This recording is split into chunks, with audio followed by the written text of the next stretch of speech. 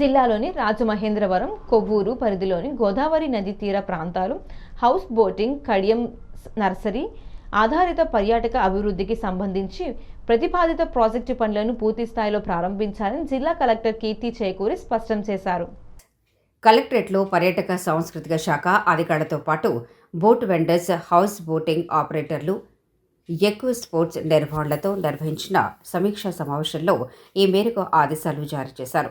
Collector కీర్తి చేకూరి మాట్లాడుతూ గోదావరి నదీ పరివాహక ప్రాంతాల్లో పర్యాటక రంగం అభివృద్ధికి విస్తృత అవకాశాలు ఉన్నాయని, వాటిని సద్వినియోగం చేసుకుని రాబోయే 3 నెలల్లో పర్యాటకులకు మెరుగైన సేవలు అందించేలా చర్యలు తీసుకోవాలని తెలిపారు.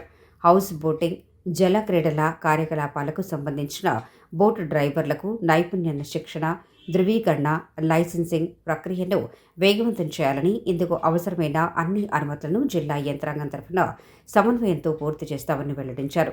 రీజనల్ డైరెక్టర్ ఎన్వివిఎస్ మూర్తి, జిల్లా టూరిజం అధికారి P Venkatachalam, DVM Pavan Kumar, executive engineer Vijayabhaskar Reddy, boat vendors, house boating ఆపరేటర్లు, ఎక్కువ స్పోర్ట్స్ నిర్వాహకులు తదితరులు పాల్గొన్నారు.